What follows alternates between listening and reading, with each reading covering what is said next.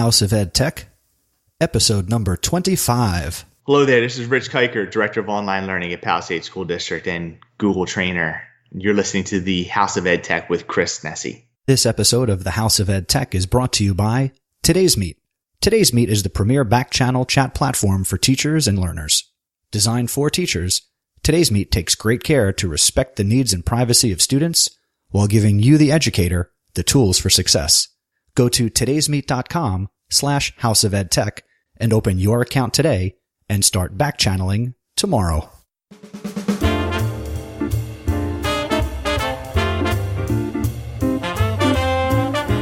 Welcome to the House of EdTech Podcast. I am your host, Christopher Nesi. The House of EdTech Podcast explores how technology is changing the way teachers teach and the impact that technology is having in education. My objectives include discussing technology that is changing our classrooms and schools and sharing information you can hear about today and use tomorrow. I talk to teachers, leaders, and creators like you and have them share their stories. The purpose being, whether you use it or not, technology is changing the way we teach and how our students learn.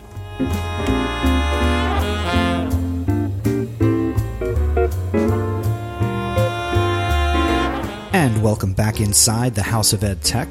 I'm very excited that you're here, and I am also very excited to be producing this episode much differently than I've produced the previous 24 episodes. Christmas has come a little bit early here at the House of EdTech, and I have a brand new boom arm. I have a brand new microphone and shock mount.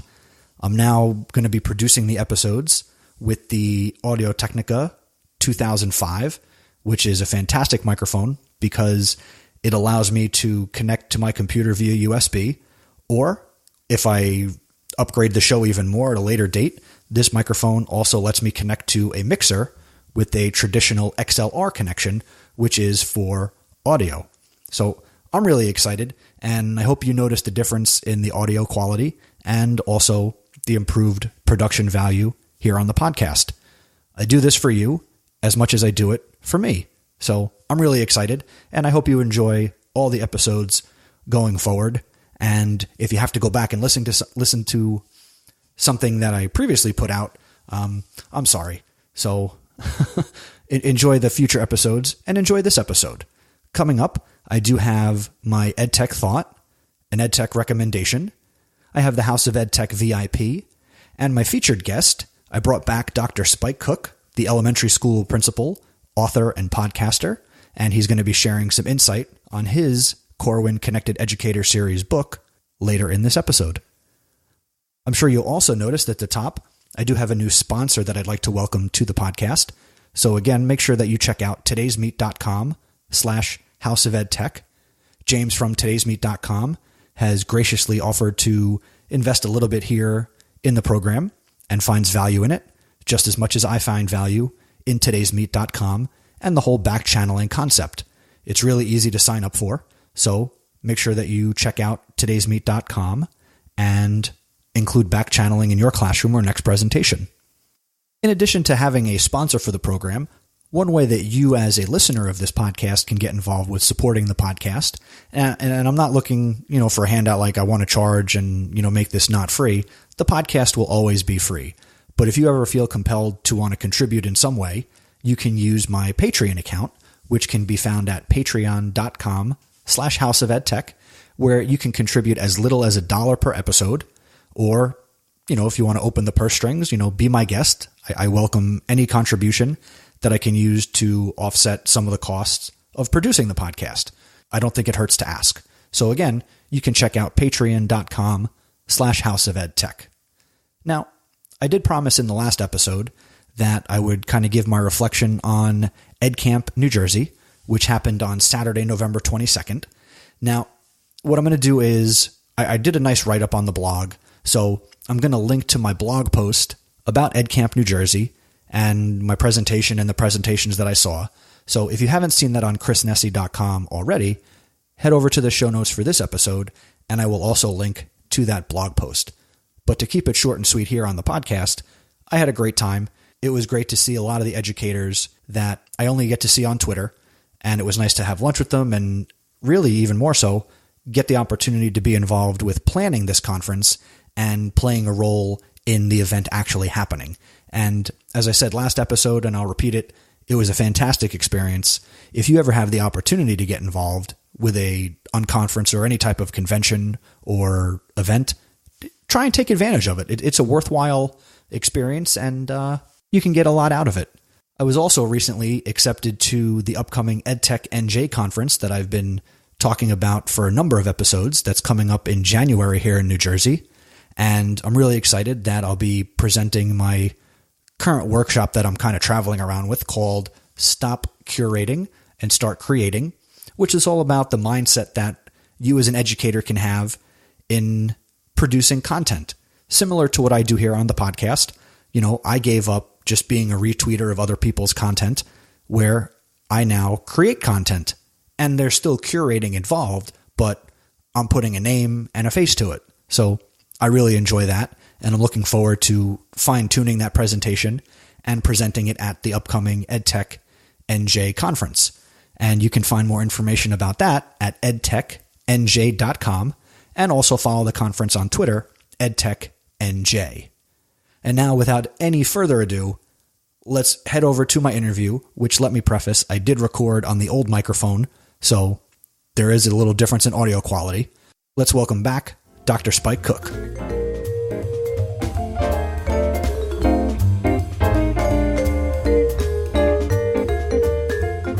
Dr. Spike Cook wrote a book as part of the Corwin Connected Educators Series. And this book series is your key to unlocking the greatest resource available to all educators, other educators.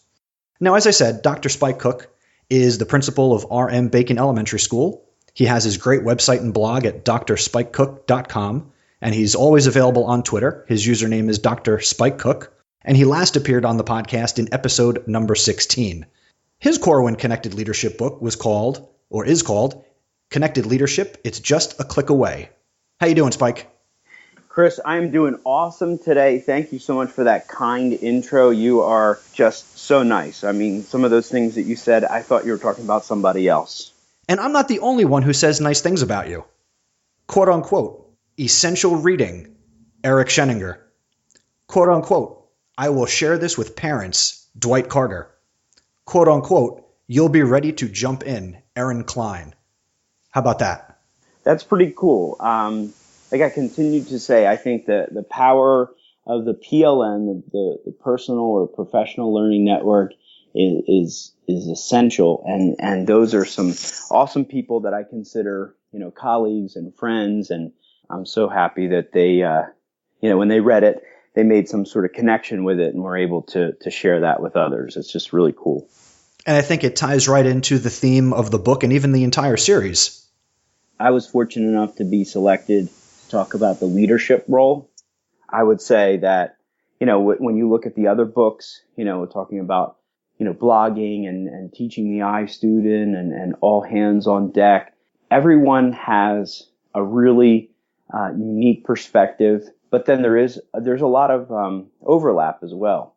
Like when Joe Sanfilippo and Tony Sinanis talk about the power of branding, there's some aspects of branding that are in my book. So they really work together and then yet can operate individually as well. As I said last time, I'm a history teacher, so let's take a step back for 1 minute. Where did it come from? How did you get into book writing, and how did Corwin get to you? The connection began with Peter DeWitt on Twitter. I always tell this story that I went and I saw him at the NAESP conference, not last summer, the summer before, and I went to see him speak, and he was doing a presentation on flipped leadership, which eventually is one of the books that he wrote for Corwin. We talked afterwards because, we followed each other and, became friendly on Twitter. And so we were in the bookstore of NAESP, and Peter's there getting books, I'm getting books. And I say to him, is it weird to see your book right there for sale? And, he sort of laughed, and we talked about it. And I said, that's one of my goals, my dreams is to, write and publish a book. So he says that, he never forgot that, and that when this series got approved by Corwin, that's why he, contacted me, because he said he knew that that was something that I always wanted to do. And, he was familiar with my blog and Twitter. So we had a great conversation, and the great people at Corwin were able to make that happen. So based on what Peter says to you in the bookstore that one time, now you've gone through the process, you've written the book. What was that moment like when, and I'm guessing here that they sent you a box of your book with your name on it, and you get to kind of take it out like the end of Back to the Future, and you've got your book. What was that like for you? I was actually at work, which that's where I spend most of my time. And I get this text from my wife. It was my daughter holding the package from Corwin, and she had this big smile, and my wife was like, "You got to get home. There's something that we have to open." So, I got home and opened it up, and it was pretty surreal. It was definitely, something that, I was able to be, to experience it with my wife and my kids. And it was cool for my kids too, because they could now say, "Wow, my daddy's an author." And I think that's got to be the best feeling, because we share, between all the teachers out on Twitter, we share so much every day, but to have that experience with the people that are closest to you, your kids aren't teachers, but, they're there to share that moment with you. That's got to be fantastic. I remember when I first started blogging a couple years back, and my son was going to school and was saying things to like his teachers and his principal and guidance counselor and stuff like, "You should follow my dad. He's at Dr. Spike Cook on Twitter, and you should follow his blog at drspikecook.com." It was hilarious, because I was thinking to myself, like, oh my God, what these people must think, Does that put you in an awkward position if you are the one who goes to, say, a parent-teacher conference and, it's Dr. Spike Cook who walks in the room? Honestly, I don't think they have an idea. It's it's a different. I always say that, like, the school that my kids attend is much different than the school that I work at. And there's just not a lot of people that are on Twitter. There's not a lot of people who are connected, and this is exactly why this book is written. It's for people, who maybe have heard about it or whatever, and that we could get that book into their hands so that they could start, to try to implement some things. But I never really even go into much about what I do when I'm on the other side of the parent-teacher conference. I just feel like it's, I don't want to be that guy. You know what I mean? I feel the same thing. And right now my son is only 2, and both my wife and I work in school. So we're both like you just said, we don't want to be those parents who are teachers and go into those situations. So what advice do you have for teachers who aren't connected, or administrators? What's some advice you have on how they can get connected right away? Well, the whole goal of this book is to be able to read it in, I would say, an hour and a half, and be able to put it right into practice. So the first thing that I always suggest is that I think you have to start with Twitter. You have to, Twitter is that gateway to the connected world. There are hundreds of thousands of educators throughout the world that are on there. And, with, not to be cliche, but in just a few clicks, you would be able to, be in constant contact with them, so that they can show you the different things that are really cool that you could do at your school. And it's free, it's, as at Tech Girl Jenny says, it's random and often amazing, the connections that you can make with people. So I think that that's exactly where you need to start. I think the second thing is that you have to, work with your teachers.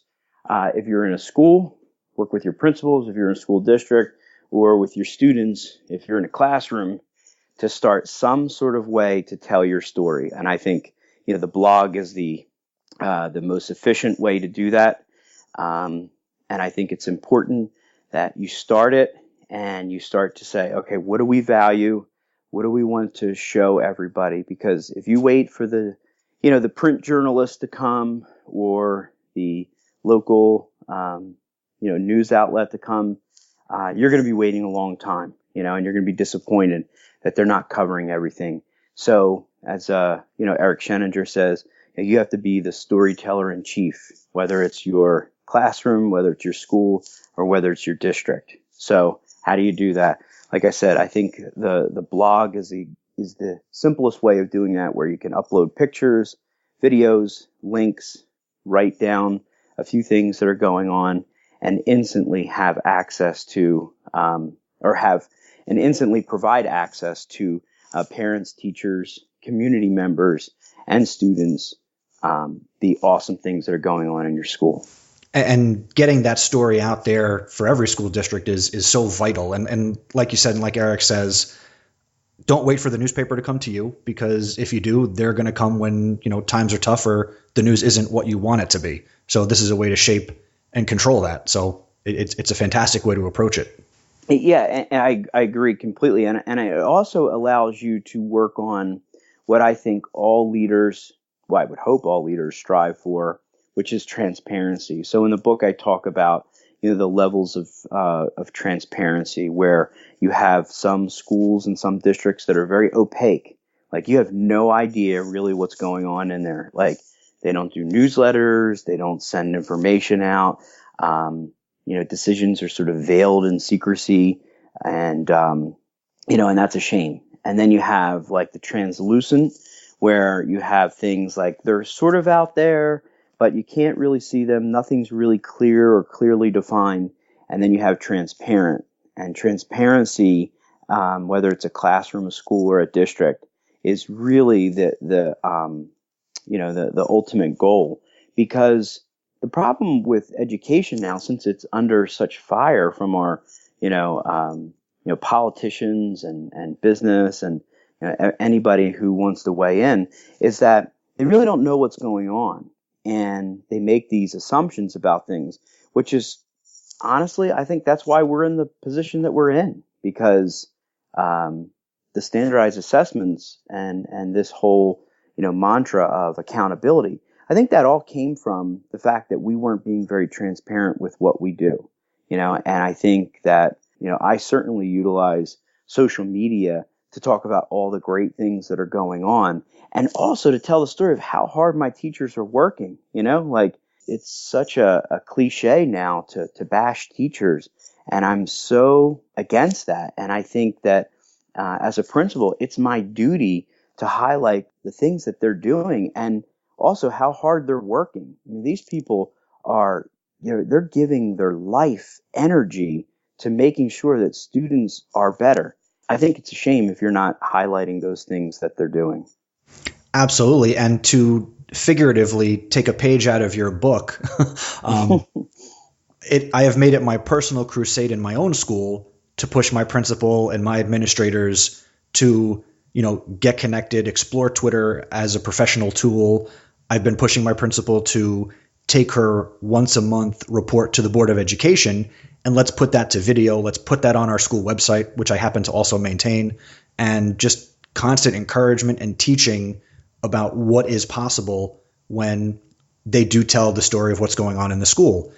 The next thing I wanted to hit on with you, based on what you said, was, do your teachers, or how do they show their appreciation for the fact that you are a transparent leader?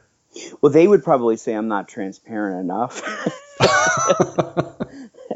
And I strive for transparency. But no, in all seriousness, though, I think they appreciate it, because I think what they see me doing is that I'm trying to, tell the school story, and I've been very positive in that approach.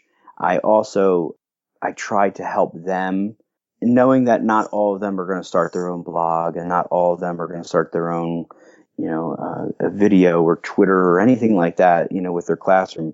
I'm very transparent when it comes to that. Like, there's cool things that are going on that meet the expectations of what we want going out to everyone, that it's going to be documented.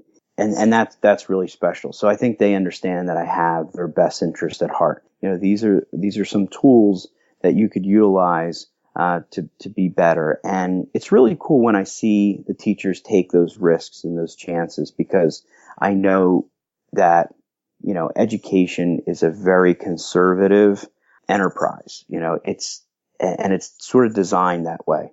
So when I have some people who have been, sort of cultured for as long as they were in school, when they were in college, and then their beginnings, years of teaching, they were very much cultured to do things a certain way. And now we're really asking a lot. With your leadership style being as transparent as you make it and being an example setter, I'm sure it's easier for your teachers to then take those risks that you would then turn around and support them when they take them.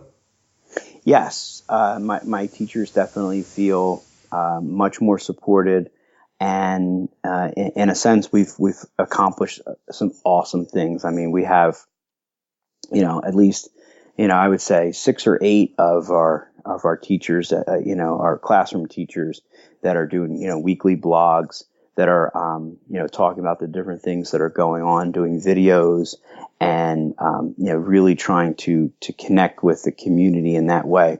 One of the things I'm so excited about is that we've had 3 teachers that are now followed by Sophia. They're going to be blogging, because they're doing flipped classroom.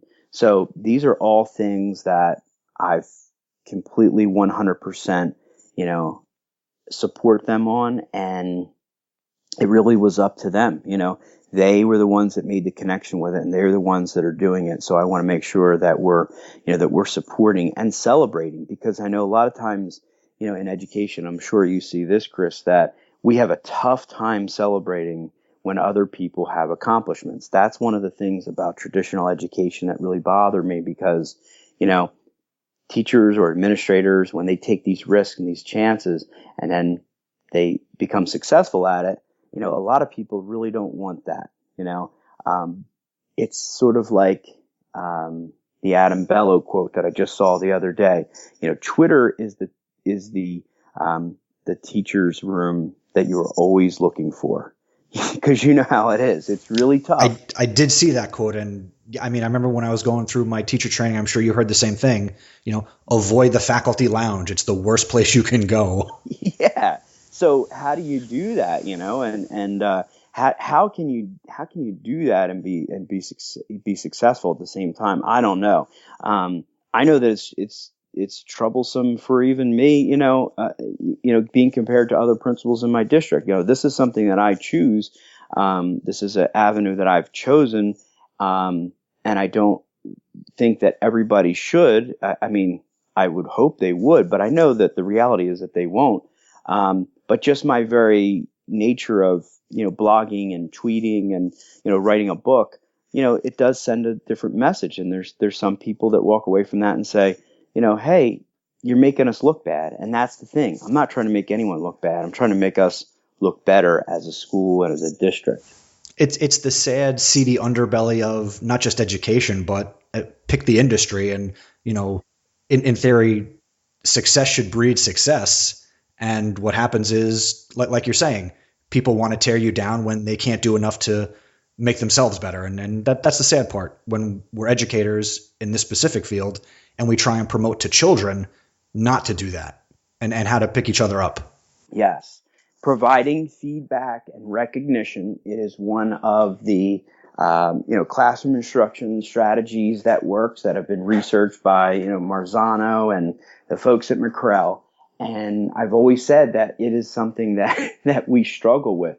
We really struggle in education with providing that feedback and recognition when it comes to ourselves and teachers. And the problem is that with students, it's easy. Like teachers, I see them do it all the time.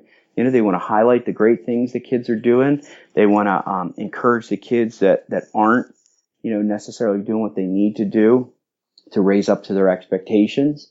But then when it comes time to do that for teachers or other administrators, things get thrown around like, oh, you only play favorites, and, or that person is just out for themselves. And that's certainly not what this is all about, but, you have to stand the test of time, and know why you got into this, in order to combat that, because, leadership in and of itself is a very isolating occupation. But teaching is an isolating occupation. That's right. Yeah. Yeah. It is very, close your door and then you can move on, and do basically what it is that you want to do. So I think that, a way to combat that, is to get connected, to utilize the tenets of social media, which is, connection, developing a learning network that's going to, make you become better, and then, take the next step and turnkey that so that others can learn. And the other way to stand the test of time, as you have now done, is to write a book and immortalize yourself on a shelf. Yeah. I mean, I am just floored by the sort of the attention that brings, and I'm very fortunate from my school district, who's made the book available to administrators if they want to check it out, and had some really good conversations with people about the fact that, like, wow, they're like, I didn't realize what you were doing, and that means a lot, because sometimes it is hard to get that recognition from the people that you're in constant contact with every day. So what does the future hold in terms of any future writing projects? Well, right now I am working on a project with Jessica Johnson and Teresa Stagger, who are the co-host of the PrincipalPLN Podcast. And we're writing a book on isolation and leadership. And, the first part of the book is about how social media can help people to overcome that isolation. And then the second part is actually going to be focused on how to help those who are connected deal with the isolation that comes with connection. And I know that may seem like a misnomer or a contradiction in terms, but the more connected that you become, you generally become more isolated from those people that you work with every day. And sometimes you even become, isolated because you're connected, like getting back to that thing that we were talking about before.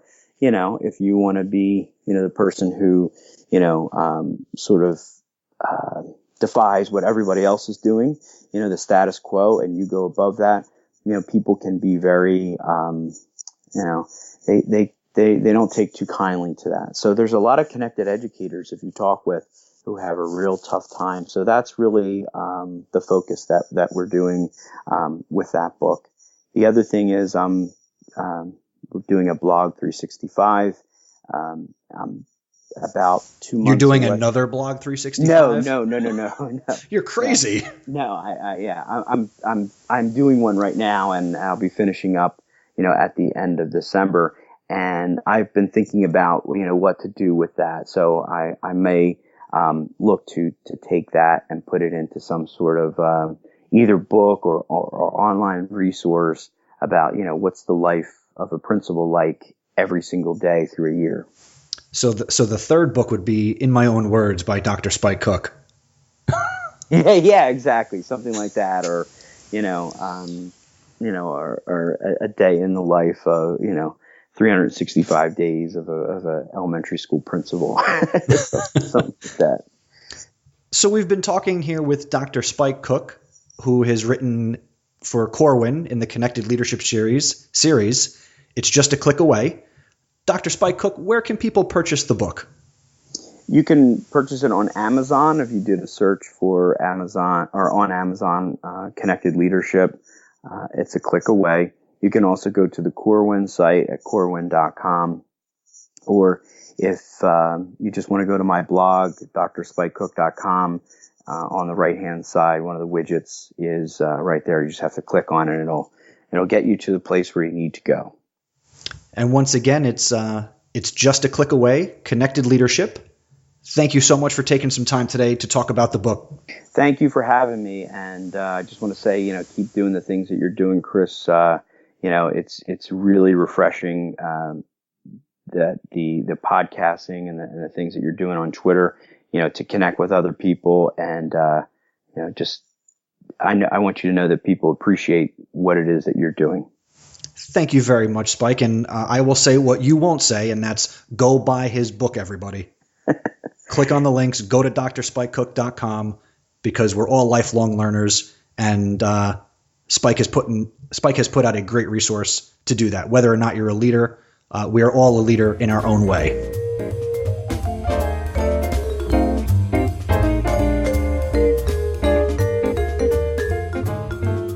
And now for my EdTech thought. No place for technology in education? Really? I've seen a lot of articles in the last couple of weeks that talk about that there should not be technology in education. This is a bunch of garbage. And I don't want this EdTech thought to turn negative, but what are these authors thinking? I'm not even going to reference these articles because I completely disagree. As much as I love technology, I like to think that I'm pretty grounded, and most teachers don't force technology down their students' throats. Are there some educators who do that? Absolutely. Just like there are educators out there who do a lot of bad things and shouldn't be teachers, but you try and find those people, you get them out of the classroom, and we should be, I'm not saying get the bad tech educators out of the classroom, but continue as people who positively use technology, keep teaching and talking to teachers about how they're using it. And there is absolutely a place for technology in education. I should probably stop there. And I will. So that's my EdTech thought, basically. There is a place for technology in education. Keep it short and sweet, right? So let's move on, and let's go over and let's hear the EdTech recommendation for this episode.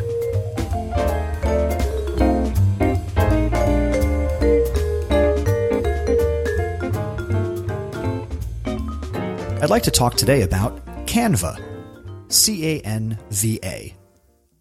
Canva gives you everything you need to easily turn ideas into stunning designs. You can create designs for web or for print, such as blog graphics, presentations, Facebook covers, flyers, posters, invitations, and so much more. You're really only limited by your creativity. With Canva, you can edit your photos using preset filters or get advanced with photo editing tools like brightness, contrast, saturation, etc. With more than 6 quadrillion options, and I'm not making that up, you will never be stuck for a choice. Canva makes it easy to work with others, letting you share and edit your designs with family, friends, and coworkers. This is a great tool for students. It's pretty much free for the most part, and they also have an app that you can use on iPhones and iPads. So I recommend that you check out Canva, which you can find at canva.com. And I've got a special surprise for you. I have a second EdTech recommendation. The second recommendation is the website slackmath.com, S-L-A-C-K math.com. And this is a website that has created QR video solutions that appear on math worksheets. So how does it work? You go to slackmath.com and you pick your content area: algebra, advanced algebra, geometry, pre-calc, Accuplace or prep. I'm looking at the website right now. And you can print out worksheets with 8, 10, 12 math problems. And each math problem has a QR code that, when scanned by a student, will open up a YouTube video that has the solution of somebody working out that problem. And that's really great. How can you make it even better? Take this concept and you could make your own. Let's say you have some custom problems that maybe you look at these worksheets and they don't exactly work. You can make your own. Make your own video, find another video, use the problem, design your own graphic sheets that have the QR codes. And you don't just have to limit yourself to using this concept in math. For example, you could do it in social studies, where, let's say you have a political cartoon. You want the students to analyze it, have them analyze it, and then check somebody else's opinion by putting a QR code that links to a video about somebody talking about that cartoon or even that topic that the cartoon might be about. I think that's pretty cool. If you think that's cool, try it out and send me your feedback. There are a number of ways to get in touch with me, but the quickest way, you can send an email to feedback@chrisnessy.com, and I'd love to hear how you are using Canva, or if you check out Slack Math or make your own worksheets, how is that working for you? I'd love your feedback, so send it on over. And that's my EdTech recommendation.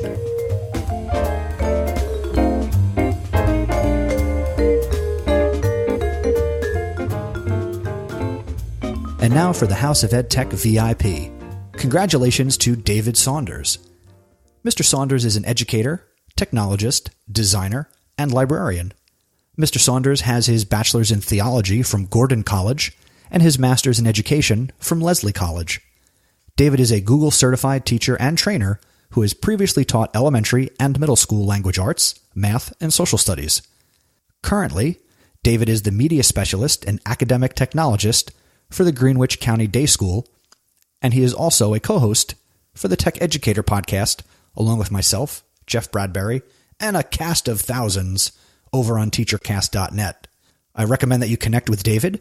He is Design Saunders on Twitter, and also check out his website, designsaunders.com, SAUNDERS. Congratulations, David. You are the House of EdTech VIP.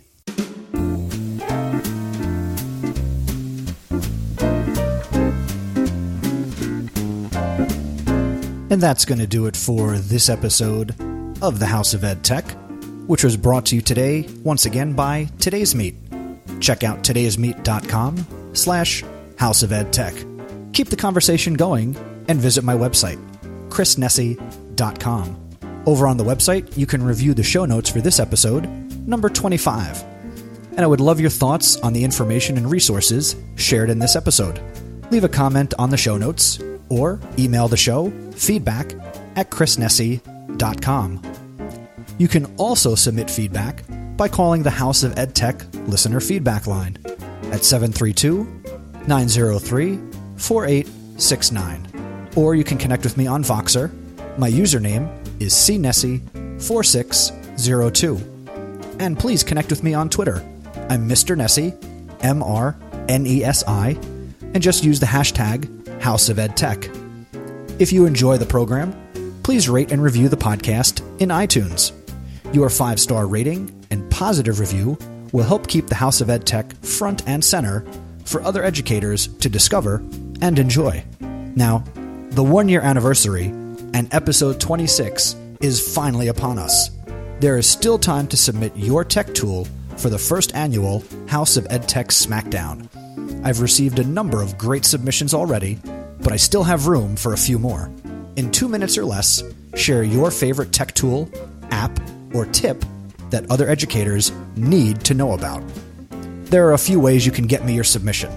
You can click the SpeakPipe button on the website and send me an audio file that way. Again, you can call the feedback hotline, 732-903-4869, and also on Voxer. And you can also send me an audio file directly through email. You can send me a WAV, an AIF, or an MP3 to feedback@chrisnessy.com. I'm really excited because I've been doing this for a year. I had a great blog post that I posted recently over on chrisnessy.com, and I talked about how and why I got into podcasting. I will link to that in the show notes, and I'm actually going to read some of that blog post next week in addition to sharing with you a number of awesome tips. Episode number 26 is going to be released on Sunday, December 21st, 2014. I hope you tune in. Please tell a friend. I'm just so excited. So thank you for listening. And remember, using technology isn't difficult. Just give it a try.